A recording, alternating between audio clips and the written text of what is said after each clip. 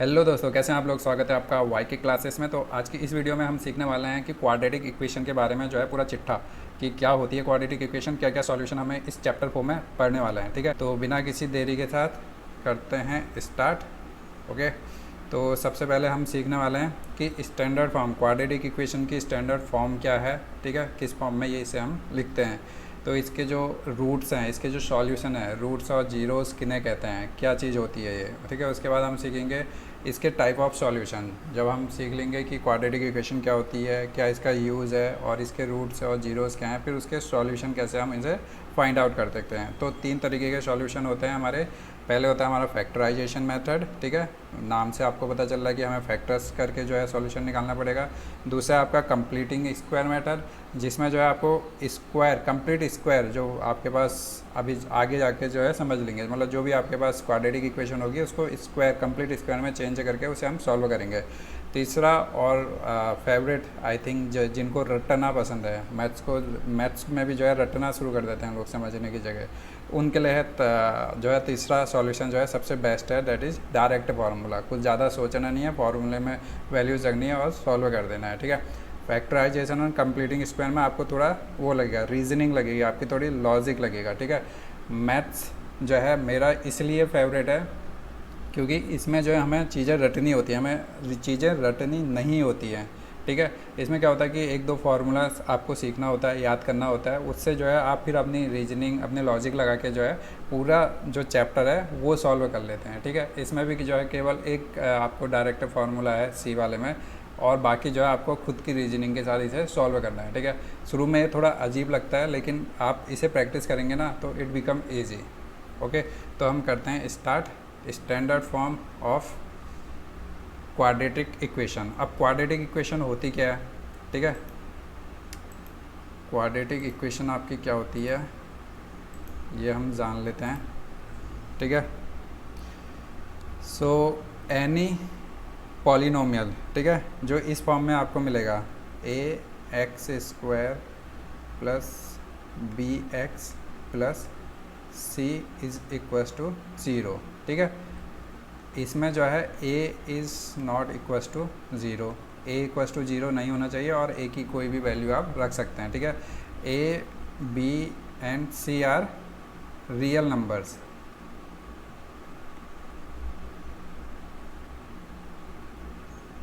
ठीक है, इसमें जो ए बी सी हैं वो रियल नंबर्स है, एक्स जो है आपका वेरिएबल है। तो आपको कोई भी पॉलिनोमियल इस फॉर्म में दिखेगा जिसमें जो है वेरिएबल की डिग्री कितनी होगी, 2। ठीक है, इसकी डिग्री कितनी है, यानी हाईएस्ट पावर क्या है, 2 डिग्री का ये पॉलिनोमियल है। तो ये हमारा हो जाएगा स्टैंडर्ड फॉर्म है ये, मतलब ये हो जाएगी हमारी क्वाड्रेटिक इक्वेशन इस टाइप की। अब ये जो है आपका ऐसे भी हो सकता है, मान लीजिए 2x² plus 3x plus 4 equals to 0। ये सिंपल, इसे आगे पीछे भी मतलब ये तो स्टैंडर्ड फॉर्म में लिखना हो गया। इसे हम ऐसे भी लिख सकते हैं 4 प्लस 3x प्लस 2x² आगे पीछे इक्वस टू 0, या फिर ये आपका हो जाएगा 3x² माइनस 2 इक्वस टू 0।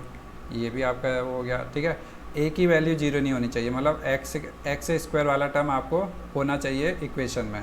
ठीक है, तो वो आपकी हो जाएगी क्वाड्रेटिक इक्वेशन। अब इसके जो हैं रूट्स या फिर आप कहें ज़ीरोज़ जो है आपने शायद चैप्टर 2 में जो है पढ़ा होगा। ठीक है, ये क्या होते हैं, तो इस इक्वेशन के जो सॉल्यूशन निकल के आएगा, ठीक है, सॉल्यूशन निकल के आएगा वो हमारे हो जाएंगे ज़ीरोज़, या फिर हम उसे कहते हैं रूट्स ऑफ द इक्वेशन। अब रूट्स और ज़ीरोज़ क्या है, देखिए ये जैसे मैं अगर एक एग्जांपल ले लूँ, 2x² plus 3x plus 4 equals to 0। ठीक है, अब इसका सॉल्यूशन बताओ भाई, सॉल्यूशन क्या है। सॉल्यूशन का क्या मतलब है, ये हमारी है right hand side equals to के इधर, और ये है हमारा लेफ्ट हैंड साइड। ठीक है, अब बीच में क्या साइन है हमारा, इक्वस टू का साइन है। इक्वस टू का साइन है, इसका मतलब होता है कि जो राइट में वैल्यू है वो लेफ्ट में भी वैल्यू होनी चाहिए। तो राइट में हमारी वैल्यू तो दी हुई है 0 है, तो लेफ़्ट में भी ये वैल्यू अगर मैं सॉल्व करूँ, इसमें सॉल्व करूँ तो इसकी वैल्यू भी 0 आनी चाहिए। अब इसमें सॉल्व करने वाली क्या चीज़ है, इसमें तो देखिए 2, 3, 4 तो हमारे रियल नंबर हो गए, तो सॉल्व करने वाला क्या चीज़ है यहाँ पर, एक्स क्या हमारा वेरिएबल है। तो एक्स की ऐसी कौन सी 2 वैल्यू होंगी, अल्फ़ा 1 मान लीजिए, अल्फ़ा 2।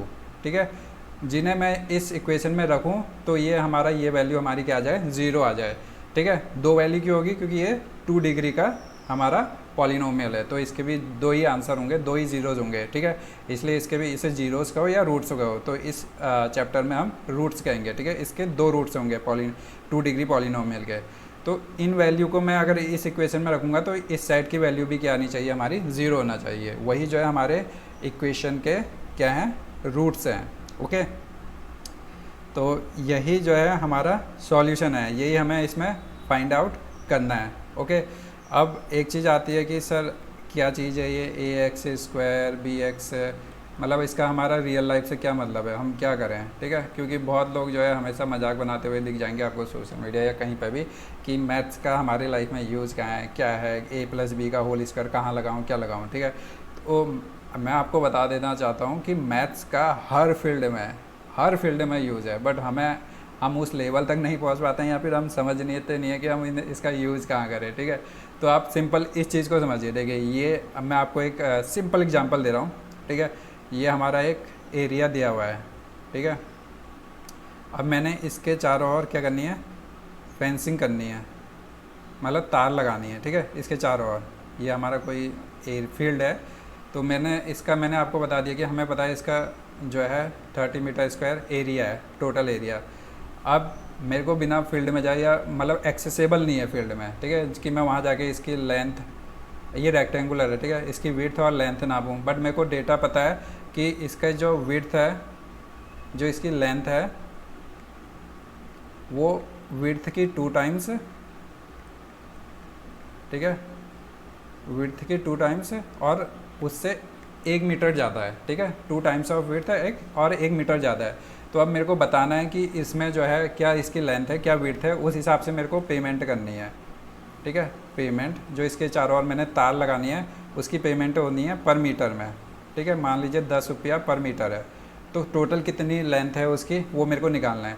तो मैं सिंपल क्या करूँगा, देखिए मैं सिंपल एग्जांपल ले रहा हूँ। आगे ये अभी हम करने वाले हैं, एक्सरसाइज 4.1 में आने वाला है, जहाँ पे हम जो है क्वाड्रेटिक इक्वेशन के फॉर्म बनाएंगे।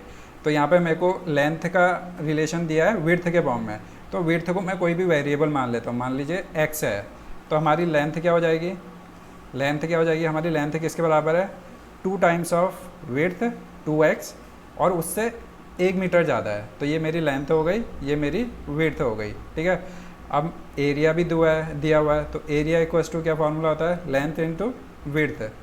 ठीक है, W कर दिया या B कर दीजिए। ठीक है, तो एरिया हमारा 300, अब मैं यहाँ पे वैल्यूज रख देता हूँ, जो है लेंथ मेरी हो गई 2x + 1 मल्टीप्लाइड बाई विड्थ हमारी क्या है, x है। ठीक है, इसे और सिंप्लीफाई करूँगा तो x से अंडर मल्टीप्लाई करेंगे हम यहाँ पे, तो हमारा आ जाएगा सिंपल 2x²। ठीक है, x से इसको मल्टीप्लाई करेंगे तो रियल नंबर तो नंबर ही रहेगा, x हो गया, x² हो गया, x को 1 से मल्टीप्लाई करेंगे, x हो गया इक्वल्स टू 300। ठीक है, ये आ गई आपकी क्वाड्रेटिक इक्वेशन। करो अब इसे सॉल्व। अब बताओ कहाँ पर यूज नहीं है यहाँ पर। ठीक है, ये तो एक सिंपल फार्मूला, वो एग्जांपल ले रहा हूँ। ठीक है, इसे अगर मैं स्टैंडर्ड फॉर्म में लिखूँ तो इक्वल्स टू 0, ये हो गया आपका क्वाड्रेटिक इक्वेशन। ठीक है, ये बहुत ही सिंपल, उसमें मैं आपको समझा रहा हूँ कि रियल लाइफ में कैसे इसे यूज कर सकते हैं।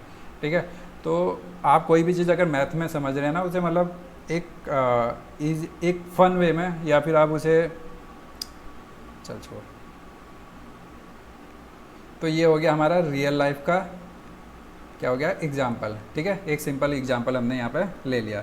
अब चलते हैं कि इसके सॉल्यूशन क्या क्या हैं, किस तरीके से हम इसके सॉल्यूशन कर सकते हैं। ठीक है, तो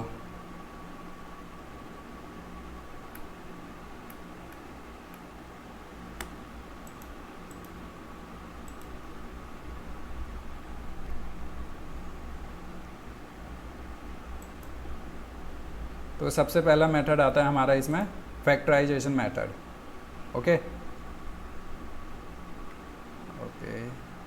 ठीक है, तो ये हमारा हो गया सबसे पहला मेथड, फैक्टराइजेशन मेथड।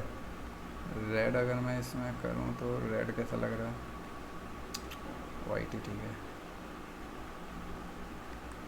हाँ चलो, तो सबसे पहला मेथड आ गया हमारा फैक्टराइजेशन मेथड। जैसे मतलब टाइप ऑफ सॉल्यूशन में पहला हमारा आता है मतलब टाइप ऑफ सॉल्यूशन में पहला मेथड आता है हमारा फैक्टराइजेशन। तो नाम ही जैसे सजेस्ट कर रहा है कि हमें फैक्टर्स निकालने होंगे, ठीक है।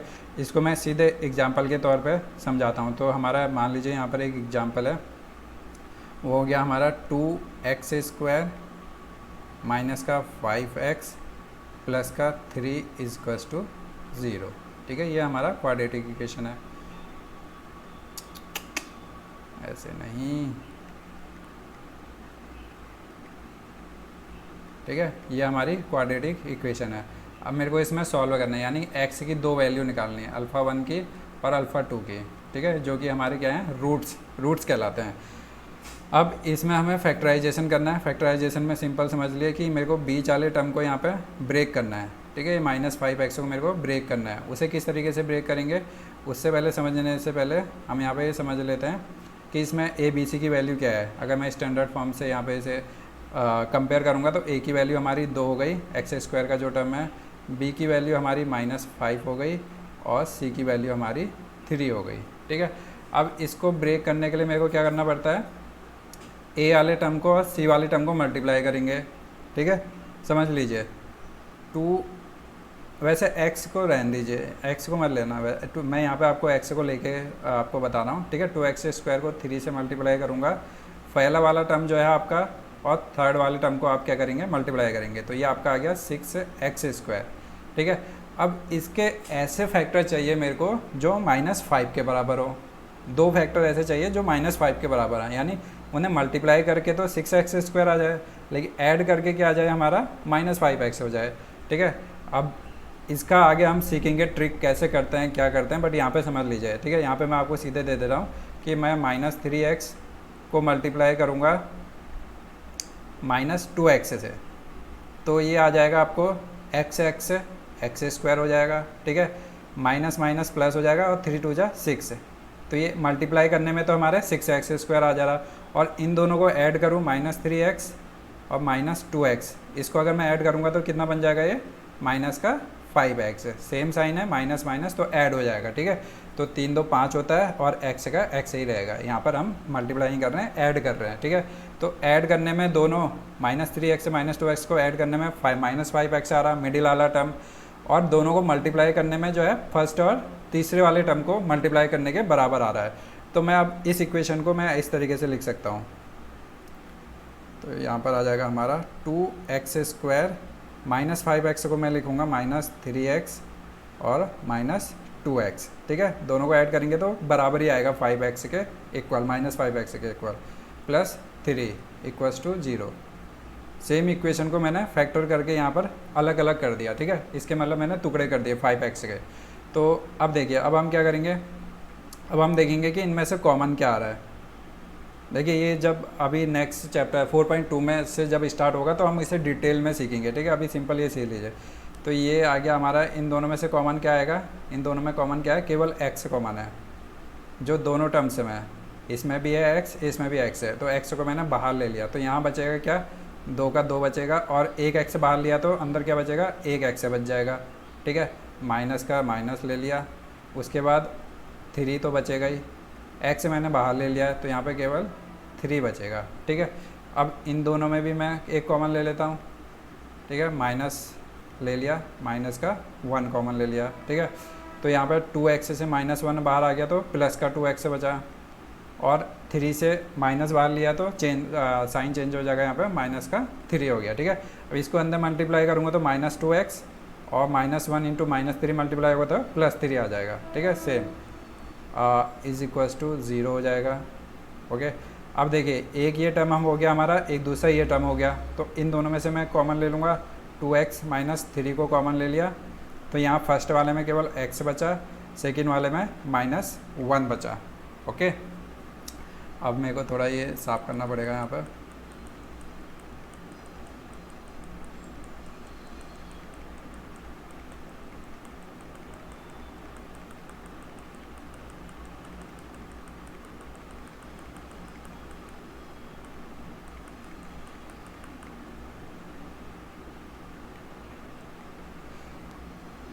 अब ये देखिए, तो ये हो गया हमारा, ये = 0, ठीक है। अब सेम इक्वेशन हमारी इस फॉर्म में आ गई, 2x -3 into x minus 1 equals to 0। ठीक है, यही इक्वेशन है, इसको मैंने फैक्टर के फॉर्म्स में ऐसे लिख दिया है। अब ये मल्टीप्लाई इक्वस टू 0 है, तो अब हमारा क्या होगा कि 2x माइनस 3 इक्वस टू 0 या और x माइनस 1 इक्वस टू 0 हो जाएगा। दो नंबर से मल्टीप्लाई करके 0 कब होंगे, जब उनमें से एक 0 होगा। जैसे मान लीजिए 2 इंटू 3 इक्वस टू 0 तो हो ही नहीं सकता है, तो इसमें से या तो 3 वाला 0 होगा, या तो x माइनस 1 वाला 0 होगा, या 2 वाला 0 होगा, या 2 वाला 0 होगा, या फिर दोनों 0 होंगे। 0 मल्टीप्लाई 0 करेंगे तो तब भी 0 हो जाएगा। तो यहीं पर ये क्या है, ठीक है, इन दोनों को मल्टीप्लाई करके 0 आना था, तो या तो ये टर्म 0 होगा 2x माइनस 3 इक्वस टू 0, या फिर x माइनस 1 इक्वस टू 0 होगा, या फिर दोनों टर्म भी 0 हो सकते हैं। ठीक है, तो यहाँ पर अगर मैं इसे सॉल्व करूँगा तो x इक्वस टू 3 इधर जाएगा, 3 प्लस में हो जाएगा, माइनस का प्लस हो जाएगा, और ये मल्टीप्लाई में तो नीचे आ जाएगा। और दूसरा मैं अगर इसमें करूँगा तो x की 1 उधर जाएगा तो प्लस 1 हो जाएगा। तो ये हमारे आ गए रूट्स, ये हमारा आ गया सॉल्यूशन। ठीक है, ये हो गया हमारा फैक्टराइजेशन से सॉल्यूशन कैसे करना है। हमें बीच वाले टर्म्स को तोड़ना है कुछ इस कदर कि उसका मल्टीप्लाई किसके बराबर हो जाए, पहले और तीसरे वाले टर्म्स के बराबर हो जाए, और उनको ऐड करने में किसके बराबर आ जाए, बीच वाले टर्म्स के बराबर आ जाए। तो इसके ट्रिक से मैं तब बताऊंगा जब हम ये फैक्टराइजेशन वाले मेथड में आ जाएंगे। फिलहाल के लिए हमने ये सिंपल समझ लिया कि फैक्टराइजेशन मेथड किस तरीके से हमने डील करना है। ठीक है, तो अब आ जाते हैं हम दूसरे वाले मेथड में। इसको क्लियर करेंगे हम पहले, कंप्लीटिंग द स्क्वायर मेथड। ठीक है, अब इसमें भी जो है नाम से आपको समझ में आ रहा है कि कंप्लीटिंग स्क्वायर मेथड, कि हमें क्या बनाना है, कंप्लीट स्क्वायर बनाना है। वेट, क्या बनाना है, हमने जो हमें क्वाड्रेटिक इक्वेशन दिया होगा उसको हमें कंप्लीट स्क्वायर बनाना है। ठीक है, अब इसमें भी एक वो ले लेते हैं, एग्जांपल ले लेते हैं, एक्स स्क्वायर माइनस का 4x माइनस का 5 इज इक्वस टू 0। ठीक है, अब इसको जो है आप फैक्टराइजेशन मेथड से भी सॉल्व कर सकते हैं। अब यहाँ पे कंप्लीटिंग स्क्वायर को भी मैं यहाँ पर समझ लेता हूँ। ठीक है, अब देखिए इसमें हम यूज करने वाले हैं a प्लस बी का whole square, that is a square plus 2ab plus का b स्क्वायर, और a माइनस बी का होल स्क्वायर इक्वल्स टू हो जाएगा a स्क्वायर माइनस का 2ab प्लस का b स्क्वायर। ठीक है, अगर ये टर्म निगेटिव होगा तो a माइनस बी वाला यूज करेंगे, ये टर्म पॉजिटिव होगा तो प्लस वाला यूज करेंगे। ठीक है, तो अब यहाँ पे देखिए इसमें हमें क्या किस पे फोकस करना है, जो x वाला टर्म है, इस पीछे वाले टर्म्स को हमें छोड़ देना है। ठीक है, केवल x वाले टर्म्स को हमें यूज करना है, क्योंकि ये हमारे इस फॉर्म में है a square minus plus 2ab और a स्क्वायर माइनस 2ab। अब यहाँ पर माइनस है तो हमारा ये वाला टर्म यूज होगा यहाँ पर। ठीक है, तो अब हम सिंपल क्या करेंगे, इसका जो white, where is white, this is white, तो इसका जो ये सेकेंड वाला टर्म है माइनस 4x, इसको मैं कंपेयर कर दूंगा माइनस 2ab से, तो सिंपल माइनस 2ab, ये वही है यहाँ x प्लस वाई का whole square equals two x square plus y square, वही इक्वेशन है। यहाँ पर a और b मैंने यहाँ पर मान लिया। तो वेरिएबल आप x लें, y लें, z लें, m लें, कुछ भी वेरिएबल ले सकते हैं। ठीक है, तो इसमें ऐसे कोई कंफ्यूज होने की ज़रूरत नहीं कि a प्लस बी का होल स्क्वायर कहाँ से आ गया। ठीक है, तो मैंने क्या करा, सिंपल इसके मिडिल वाले टर्म को माइनस 2ab को मैं इसके टर्म में रख दूंगा, इसके इक्वल रख दूंगा माइनस का 4x। ठीक है, अब यहाँ पर a की वैल्यू क्या होगी, देखिए a स्क्वायर है, x स्क्वायर है, तो a की वैल्यू क्या है आपकी, x के इक्वल है। ठीक है, सिंपल है, एकदम सिंपल, ज़्यादा लोड नहीं लेना है। ठीक है, तो यहाँ पर सेकेंड वाले टर्म्स को भी मैंने जो है इसके इक्वल रख दिया है, माइनस 2ab को माइनस 4x के। अब मैं यहाँ पर वैल्यू रख देता हूँ, a की वैल्यू क्या है हमारी x, b की वैल्यू मेरे को निकालनी है, क्या होगी, तो माइनस का 4x। ठीक है, x से x से काट दो, माइनस से माइनस काट दो, b इक्वस टू हो जाएगा आपका 4, 2 को इधर भेजूँगा तो बाई 2 हो जाएगा, ये 2 टाइम्स कट जाएगा, तो b की वैल्यू यहाँ पर हो गई हमारी 2। ठीक है, b की वैल्यू 2 हो गई है। अब मेरे को इसको इस फॉर्म में लिखना है, इस इक्वेशन को, इस वाले टर्म को, तो मैं कैसे लिखूँगा, देखिए x square minus 4x, b की वैल्यू कितनी आई है हमारी 2 आई है, तो प्लस इसका b स्क्वायर, मेरे को क्या चाहिए, b स्क्वायर की वैल्यू चाहिए, तो 2 का स्क्वायर कितना आ जाएगा 4। अब देखिए मेरे पास इक्वेशन ये थी, ये 4 मैंने अपने मन से लिखा है, तो मेरे को इतना ऐड किया तो इतना ही अपने मन से माइनस भी करना पड़ेगा, ठीक है। अब लास्ट में हमारा क्या बचा, -5 भी मैंने यहाँ पे लिख दिया। आया समझ में? एक्स स्क्वायर का टर्म एक्स स्क्वायर हो गया, -4x का -4x हो गया। तो मेरे को यहाँ पे फार्मूला बनाने के लिए, ये फार्मूला बनाने के लिए बी स्क्वायर का वैल्यू चाहिए था, ठीक है। बी की वैल्यू हमने 2 निकाली थी, तो बी स्क्वायर यानी 4 लिख दिया यहाँ पे हमने।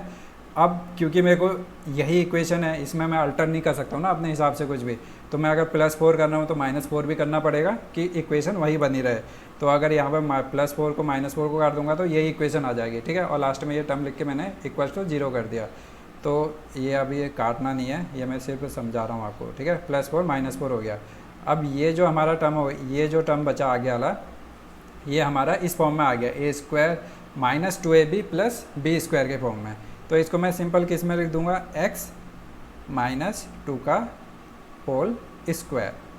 हमें क्या करना है, कंप्लीटिंग स्क्वायर मेथड में हमें स्क्वायर बनाना है, परफेक्ट स्क्वायर बनाना है, ठीक है। इसीलिए हमने इतना सब यहाँ पर ये रफ वर्क है, यहाँ पर हमने इतना दिमाग लगाया कि हम इसे एक स्क्वायर फॉर्म में लेके आ सके, ठीक है।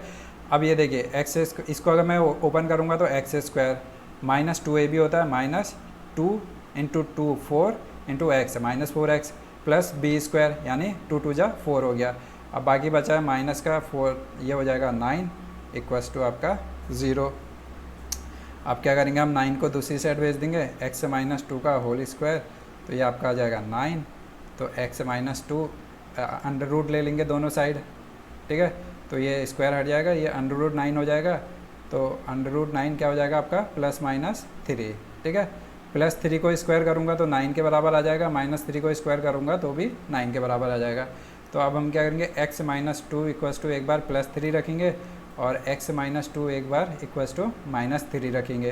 तो x की वैल्यू यहाँ पर हो जाएगी 5, ठीक है। -2 इस साइड जाएगा तो +2 हो जाएगा, तो 3 2 जा 5, और x की वैल्यू यहाँ पर हो जाएगी -3 और ये आएगा तो +2 यानी -1। तो ये हमारे हो गए रूट्स, किससे, कंप्लीटिंग स्क्वायर मेथड से, ठीक है, 5 और -1। अब इसको वेरीफाई भी कर सकते हैं। 5 की वैल्यू अगर मैं इस इक्वेशन में x की जगह रखूँगा तो ये पूरी वैल्यू मेरी क्या आ जाएगी, 0 आ जाएगी। ये आप खुद से ट्राई कीजिए, अगर मैं करूँगा तो ये बहुत लंबी वीडियो बन जाएगी। इसके बाद तीसरा फार्मूला, ये भी मेरे को लगता है आपको समझ में आ जाना चाहिए, ठीक है। सिंपल हमें इस फॉर्म में देखना है, a + b या a - b के फॉर्म में। वो हम देखेंगे कि माइनस वाला तब लगाएंगे यहाँ पे जब माइनस वाला टर्म होगा, प्लस वाला होगा तो प्लस वाले। तो बीच वाले टर्म को सिंपल मैंने इसके बराबर रख दिया, तो मेरे को b की वैल्यू मिल गई, a की वैल्यू मेरे को ऑलरेडी यहाँ पर मेरे को पता थी, ठीक है। तो सिंपल है ये, अगर आगे हम एक्सरसाइज में जब करेंगे ना तो आपको और ईजी होगा समझने में, ओके। तो हम लास्ट जो हमारा टर्म बचा डायरेक्ट फार्मूला, तो वो हम यहाँ पर देख लेते हैं। तो ये हो गया भैया डायरेक्ट फार्मूला, जिसको कोई सर दर्द नहीं चाहिए उसको जो है एक फार्मूला लगाओ, रूट से निकालो, ठीक है। फार्मूला रटो, रूट से निकालो। लेकिन पेपर में जब उसने अगर स्पेसिफाई कर दिया कि फैक्टराइजेशन मेथड से निकालना है या फिर आपको कंप्लीटिंग स्क्वायर मेथड से निकालना है, तब आप फंस जाएंगे। इसलिए आपको तीनों मेथड सीखने बहुत ज़रूरी हैं। तो इसमें क्या होता है, देखिए एक्स की वैल्यू जो होंगी, एक्स की वैल्यू सीधे निकल जाएगी। इसका सीधा फार्मूला होता है -b plus minus √b² -4ac, ठीक है, डिवाइडेड बाई 2a। अब ये याद करना भी इसमें थोड़ा कठिन होगा, ठीक है। तो रियल रूट्स के केस का, रियल रूट का जो केस होगा, इस केस में जो ये अंडर रूट वाली वैल्यू है b² -4ac, ये क्या होगी, या बड़ी होगी या फिर इक्वल होगी, ठीक है। ये या तो ग्रेटर एंड इक्वल ऑफ 0 होगी, तो इसके हमें क्या मिलेंगे, रियल रूट से मिलेंगे। अगर ये लेस देन 0 हो गया तो वो केस बन जाता है कॉम्प्लेक्स रूट्स का, जिसके बारे में आपको सोचना नहीं है, ठीक है। तो ये आपको अभी रियल रूट से वाले ही प्रॉब्लम सॉल्व करना पड़ेगा, ठीक है। अब ABC आपको पता है ना क्या है, जो स्टैंडर्ड फार्मूला है हमारा, ax² + bx + c = 0, ठीक है। ये हैं ABC, यही है यहाँ पर ABC।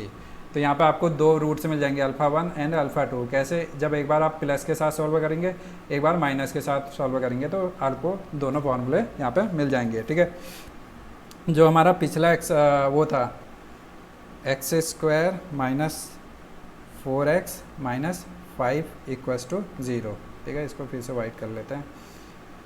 तो इसी को हम सॉल्व करेंगे इस मेथड से, ओके, तो पहले मैं देख लेता हूँ इसमें ए क्या है। ए की वैल्यू है हमारी 1, एक्स स्क्वायर के साथ क्या है 1।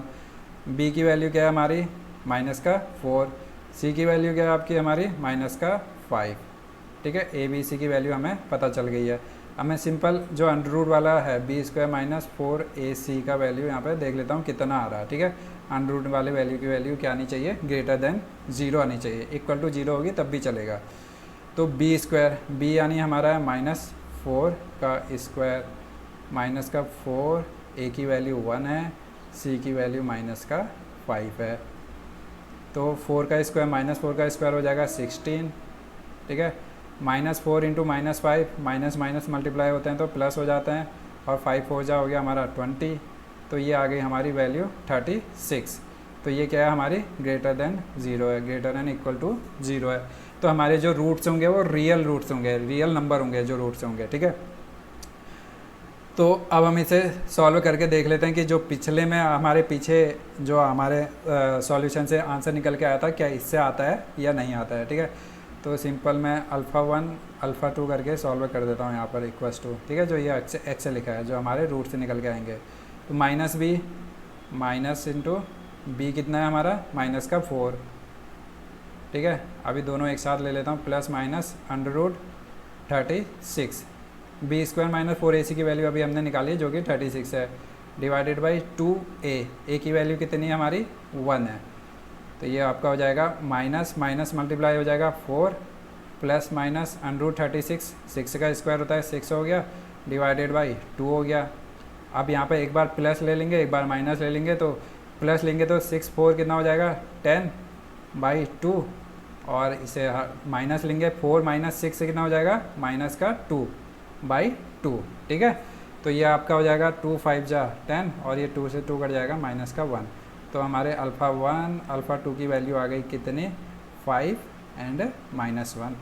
ठीक है ना, सिंपल डायरेक्ट फार्मूला लगाना है। फैक्टराइजेशन भी इजी है जब आप उसे थोड़ा सा मतलब दिमाग लगा के उसे लॉजिकल वे में सॉल्व करने की कोशिश करेंगे ना, जिसमें मैं अभी आगे जो है आपको कुछ टिप्स बताऊंगा कि किस तरीके से आप जो है फैक्टराइजेशन जो है कर सकते हैं, मतलब किस तरीके से आपको करना चाहिए।